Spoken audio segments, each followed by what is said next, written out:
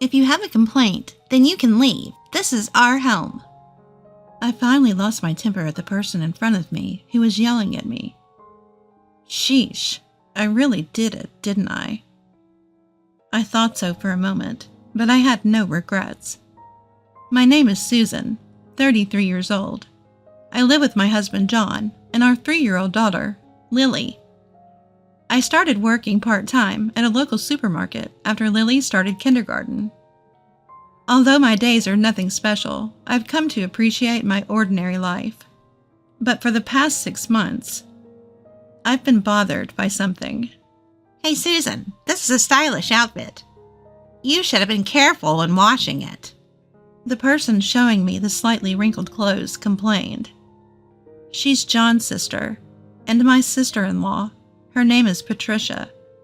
She's unmarried, and as far as I remember, she's 40 years old. Huh? I didn't know. It was just mixed in with the usual laundry, so I didn't notice. I would think you would know it's an expensive one just by looking at it. But I suppose you wouldn't understand, being fond of non-brands, Susan. When she said that, she went back to her room with a face like it can't be helped. Well, you should wash it yourself then, I said under my breath. It was always like this. Patricia seemed to take it for granted that I would take care of things for her. Even after I had done her laundry, she treated me like this. It was so frustrating, and for some reason, I was even preparing my sister-in-law's lunch. You're making Lily's lunch, right? Then could you make mine too? I tried to refuse, suggesting she should make her own, but she responded, I've never made lunch before. My mom always did it for me. I don't care. I'm not your mother. Then, this stupid sister-in-law took my daughter's lunchbox to the office without permission, which I made early in the morning. I lost it. Couldn't you tell it was Lily's? Just by looking at it? Lily was crying this morning because her favorite lunchbox was missing. Despite how angry I was, she just responded, I thought you'd made it for me since it was on the table. I'm sorry. With a silly grin on her face. What's with that face? It's not cute at all, I thought to myself. By the way, her review of the lunch was, I'm on a diet, so it was just the right amount. She could at least say thank you. I suggested she could just buy lunch, but she replied she didn't want to because it would be unbalanced nutritionally. As a sort of revenge, I made her lunches filled with frozen meals a few times, but it didn't seem to bother her. Basically, it was clear she just wanted to make her own life easier. Enough! Half a year ago, we began living in this house with my in-laws. Since we moved here, I've found myself getting irritated much more frequently. Even if I told John about it, he didn't seem to take it seriously, while I was begrudgingly doing the housework. Susan, I'm sorry. My mother-in-law, leaning on her cane, started a conversation.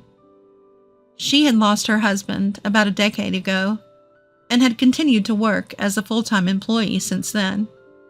She had slightly high blood pressure, which led to her suffering a stroke one day. Fortunately, she survived, but was left with a slight paralysis on her right side. With the help of a cane and leg brace, she could still manage to walk. However, maintaining her job was too much of a challenge, so she had to quit her long-term employment. Now she lives on her pension. It's a real lifesaver that you've come. Thank you, Patricia, as always. I apologize, she said.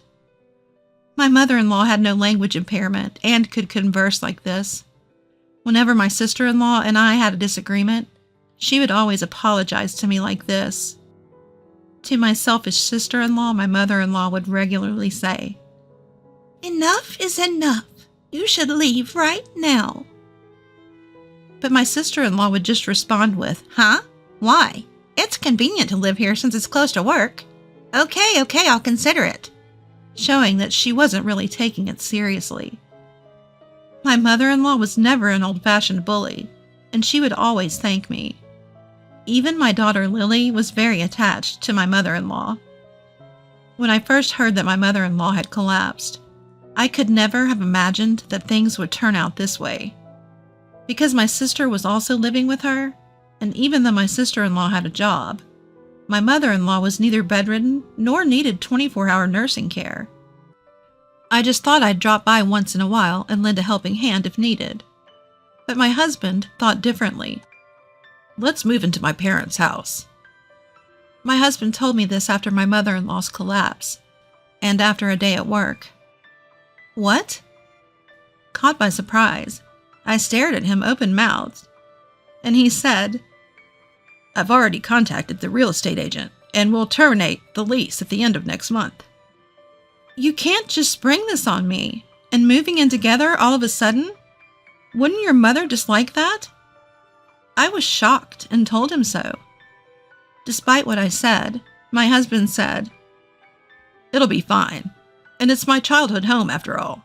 I'll be comfortable there, and I know my mom would be happy living with her son and granddaughter." How easygoing could he be? "Well, it might be fine for you, John, since it's your childhood home." "Lily, you'd like to live with Grandma, right?" Asked this by my husband. Our innocent daughter answered, Yes, Lily loves Grandma. At that time, I didn't think my sister-in-law would be so terrible, and I seriously thought it would be tough to leave my mother-in-law to Patricia. Patricia must have a tough time handling it all alone. "Let's all pitch in and help until things settle down," I told my husband. In response to my words, my husband replied, "Huh? Help out? Well, yeah, sure." His response was vague, and I wasn't sure if he understood or not. And that's how things went. And before we knew it, we had moved into my husband's family home. As I expected, my mother-in-law had a complicated expression on her face on the first day we moved in. "I'm really fine, you know. Susan, suddenly moving in? You must have disliked it, right?" She told me with an indescribable expression on her face. Upon hearing those words, I immediately knew that my husband had made the decision to move in with his mother against her will. But there is such a thing as getting used to circumstances. And despite our initially stiff interactions, my mother-in-law and I gradually became amiable through continued conversations. She willingly helped with dinner and the household chores, saying it was sort of like therapy. My parents' house is far away from the center, and I was deeply moved. My mother and I used to cook together like this. It's kind of nostalgic. "Lily will help too." Ever since she started attending kindergarten, my daughter Lily's vocabulary has grown. She plays with a lot of her friends, and her appetite has significantly increased. She's become more assertive recently, and when her favorite clothes are in the wash or she dislikes her hairstyle, she often has a sulky expression. Even that behavior is cute, and I can tell she's becoming more independent. "I'm taking a day off from kindergarten today." Even when she puts on a sulky face. "Oh, Lily, you're looking super cute today, just like a princess." When told this by her grandmother, she'd often perk up and cheerfully go to kindergarten. My self-centered husband and sister-in-law Patricia continued to be a source of concern, but I began to think that life at my in-laws might not be so bad. I never imagined what would happen next. "Hey, since we started living in my childhood home, you should increase my allowance." One day, my husband actually said this. I didn't quite understand what he meant. "Huh? What do you mean? It's hard to understand." As I said this, my husband looked puzzled and said, "Well, we're living here now, so we're not paying rent or utility bills, right? So you can give that to me as my allowance." He said something stupid like that. Moreover, my husband said it was strange that his allowance remained unchanged, even though our household income should have increased since I started working part-time. "We've come back to my original home, and everything is free." He even said that. What? Free? What's he talking about? Thinking to myself. Was it me, or was my husband crazy? I really couldn't understand what he was saying. If I had to say, I was confident it was my husband who was being ridiculous. Well, it's true that this is your mother's house, but we're living here and we often pay for groceries and daily necessities. The house we lived in was owned by my mother-in-law and had already been paid off by my late father-in-law. It was now her property. I believed that the utilities in the home maintenance fund, property tax, and fire insurance were paid by my mother-in-law and sister-in-law Patricia. Since I do most of the shopping, groceries and daily necessities are calculated from our household budget. For this, my mother-in-law would say apologetically after shopping, "How much was it? Let me pay it this time." But I refused. Sure, our expenses may have decreased a bit compared to when we were renting. But the addition of 2 more people meant that food expenses certainly increased. And when we could spare it, we were gracefully saving up for our daughter Lily's future. Furthermore, I was making lunch for my husband every day, and he rarely ate outside. My husband, who didn't have many friends, spent his holidays at home, mostly playing video games. Did he really need an allowance? I thought, but I gave him a reasonable amount anyway. I couldn't understand what he was so dissatisfied with. But when my husband John realized that our household was covering the living expenses, he muttered, "Why, that's silly," as he walked to his mother's room. What the hell is his problem? The one who's weird is him, not me. As I was thinking this and preparing for our daughter's kindergarten the next day, I began to hear a commotion coming from my mother-in-law's room. I peeked into the room, only to find John furiously questioning, "Why? Why do we have to contribute to living expenses? This is Mom's house, isn't it?" What is he even talking about? That's what I thought. As I glanced at my mother-in-law, she wasn't reprimanding him. Instead, she was just blankly staring at him, as if it was someone else's problem. Her eyes looked like those of a person who had given up on everything. Noticing my presence, John came over to me and said, "We don't have to pay anymore." He left, seemingly relieved, with a smug expression on his face. Watching his triumphant retreating figure, I cursed myself for my poor judgment in marrying such an idiot. However, if things continue this way, I might end up being labeled as a bad wife who doesn't want to contribute to the living expenses, protesting to my mother-in-law, and relying on John. I was getting anxious about this when my mother-in-law chuckled and said, "Susan, shall we have some tea?" She called out to me like that. That's when I heard a certain story from my mother-in-law. I was about to learn a shocking truth and a certain plan of hers. A few days later, my mother-in-law and I were preparing dinner with my daughter Lily, just like we usually do.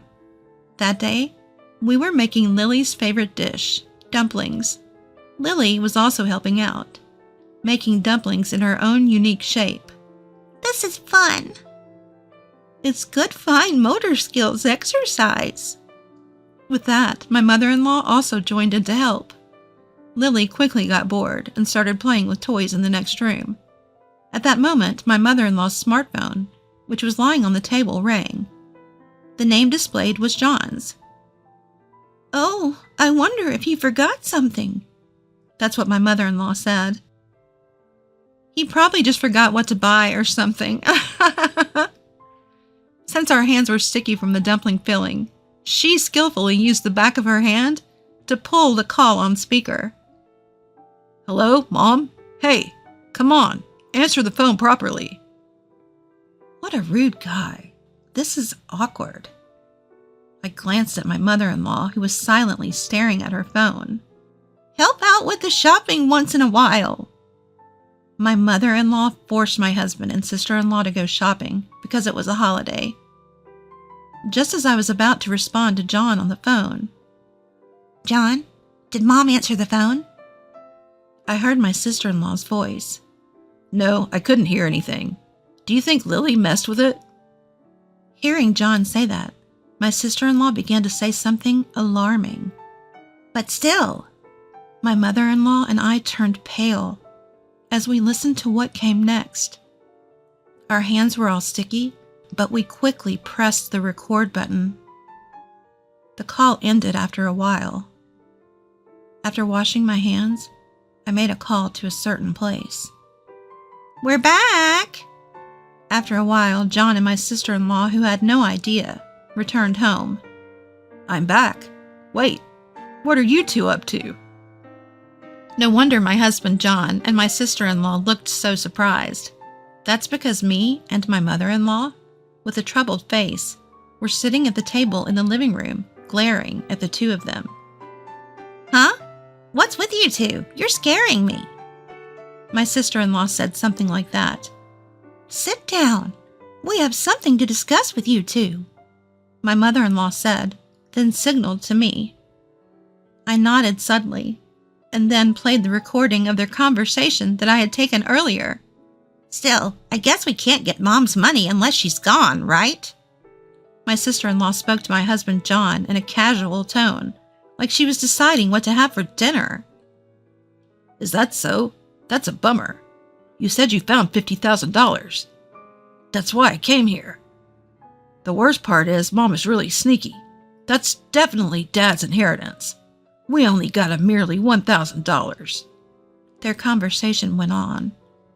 Finally, my sister-in-law said, She's so slow, it's frustrating, isn't it? Like when she's slowly going down the stairs? Don't you sometimes want to push her? My sister-in-law said something awful, and my foolish husband John agreed. I totally get it. The call ended abruptly there. The two of them looked visibly uncomfortable, clearly never having imagined we were listening in. Hearing their conversation, I felt a threat to my mother-in-law's safety and immediately consulted the police. However, they didn't seem very helpful, saying it was a family matter.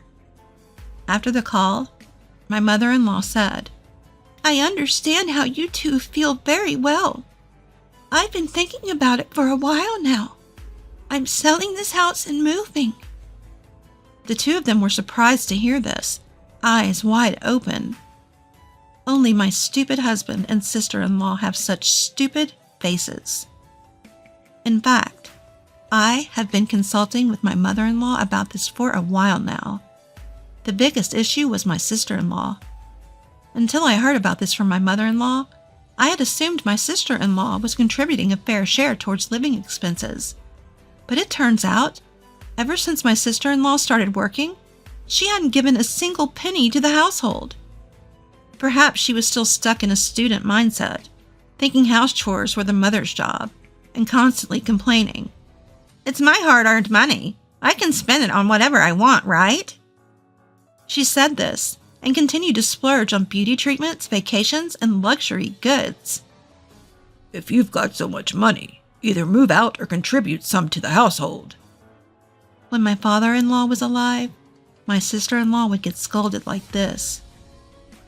Only at that time, it seems that there was a little pretend to help with housework, but after a while it was just back to normal. She never put any money into the house, and since my father-in-law passed away, my sister-in-law had been taking complete advantage of my mother-in-law and doing whatever she pleased. But Dad said I should save up instead of paying living expenses. And just because I've started working, it's weird to suddenly ask me to contribute to the household. I knew she was trouble. Nothing's weird about that. My sister-in-law protested. I am not the bad one. Well, I wanted you to save money and move out. After I finished raising my kids, I wanted to have a quiet life.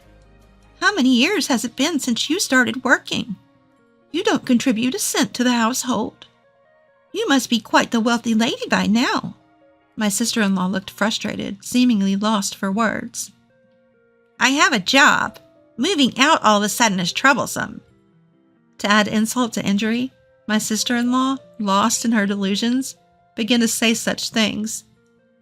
Why would I take you with me? How silly. You've lived however you've pleased until now.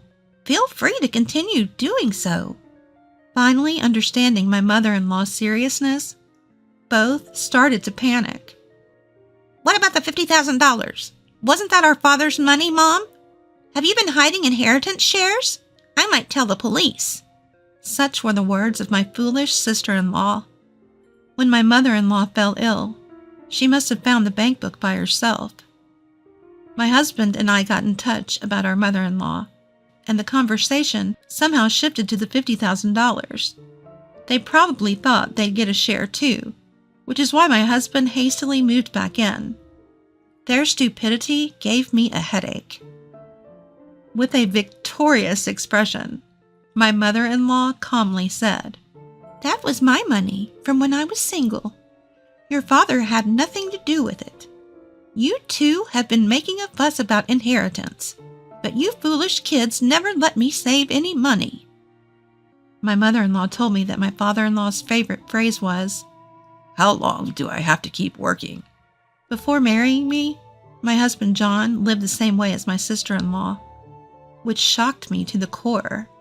I remember when we were looking for an apartment, he would ask dumb questions like, What's a security deposit? A key fee? Homeowner's insurance? Aren't utility bills supposed to be around $30 a month? I cursed my past self. Our conversation must have woken up Lily, who had been sleeping in the next room. With a sleepy face, If you do something wrong, you should say sorry, right? Can Papa and my auntie do that? Since you are grown-ups? Lily looked at John and my sister-in-law and said, This made me laugh, which seemed to upset my sister-in-law, who then said, What's so funny? You must have said something to Mom. In response to her, my mother-in-law intervened. Stop it. Stop it. However, I calmly replied. I laughed because I found it funny. I thought my daughter Lily was acting more mature than you. I calmly said, I do the laundry, make lunch, but with no appreciation from you two. Lily can say thank you, right? Why can't you utter a single word, sister-in-law? Are you a baby? I may have overstepped a bit, but my usual irritation exploded into words. Aren't you embarrassed to make me wash your tacky underwear? Where did your sense of shame go? It'd be better for you to move out and find it. As I spoke indifferently, my red-faced sister-in-law said, If you have any complaints, get out. This is our house. Take that annoying kid and get out. At this point, I had had enough. Shut up! You should leave. You? Such an idiot! I shouted with a voice so loud that my throat hurt, but I didn't regret it one bit. A while ago, after dinner, I was watching TV when a segment came up. Adult men and women living in their childhood rooms are increasing. Apparently, that's what they call people who, although technically employed, use all their salary solely for their own pleasure, continue to live at home with their parents, and leave all household chores to them like some selfish demons. The scariest thing I felt when watching this TV show was not the program itself, but the sight of my husband John and my sister-in-law Patricia laughing uproariously at the feature, asking, Are there really such people out there? Whether my sister-in-law was silenced by my spirited gaze or what I said. A few days later, the day came when my mother-in-law decided to leave the house. Well then, I'm putting this place up for sale, so I'd like you two to move out by the end of the month. Saying this, she left without revealing her destination. Who would have thought it would come to this? We have to find a house for the four of us to live in. It would be nice if we could find a nice single-family home. Upon hearing my husband's absurd words, If it's just the two of you, wouldn't a two-bedroom be enough? I retorted. And to my words, John laughed, asking, 2 people? How do you figure that? He and my sister-in-law laughed off the situation, but ignoring them, I said, All right then, let's go, Lily. Shall we go to see my mom? At my words, my daughter Lily also responded, Yes, I'm happy because it's been a while since I've seen Grandpa and Grandma. She had a smile on her face. What do you mean? He is flustered, as if he doesn't know what's going on. His confusion was comical, prompting me to say, I'm divorcing you. The thought that Lily and I could be pushed down the stairs one day scares me. I can't live with you anymore. In response to my words, he stammered, That was just a joke, right, sis? My sister-in-law, possibly worried about losing her potential maid, responded, Yes, so let's live happily together. John even had the audacity to suggest living together in my parents' home, to which I responded, How can a person who can't even care for his own parents possibly care for others? That's what I told him. Right then, the taxi we had called arrived. As Lily and I got in, I said, Please feel free to live your life as you wish. I left my in-laws' home with a smile. In the background, I could hear John crying out, Don't go! Don't go! Like a child. In the past, I thought that childishness was cute. However, now I can only think of it as, wow, I feel bad. As for John and my sister-in-law, they ended up renting a small apartment with no security deposit or key money, as they had little savings combined. With little life skills and a reluctance to lower their lifestyle, they inevitably struggled to get by. They should struggle. It's too late for regrets. By the way, the reason that my sister-in-law noisily fixed a lunchbox was because she was trying to impress a colleague at work. She didn't know, but the coworker already had a lovely girlfriend. Her lunches, which she obviously didn't make herself, became a topic of office gossip when they abruptly changed from nice meals to something awful in the lunchbox. I heard they caused quite the stir in the office. Apparently, she was the butt of many jokes behind her back. This was a story I heard from a mom friend who happened to work at the same place as my sister-in-law. I couldn't help but laugh. But she's a stranger to me now, so I could care less. Having returned to my parents' home, I now live peacefully with the help of my parents and my daughter Lily. My ex-husband John spent all his free time gaming and hardly ever played with Lily. So far, she hasn't seemed lonely or shed any tears. She has made new friends at her new preschool and seems happy attending there with a smile on her face. When Lily gets a bit older, if she wants to see her father, I'll let her, as that's her right. I wanted to take care of my family and spend each day without any regrets.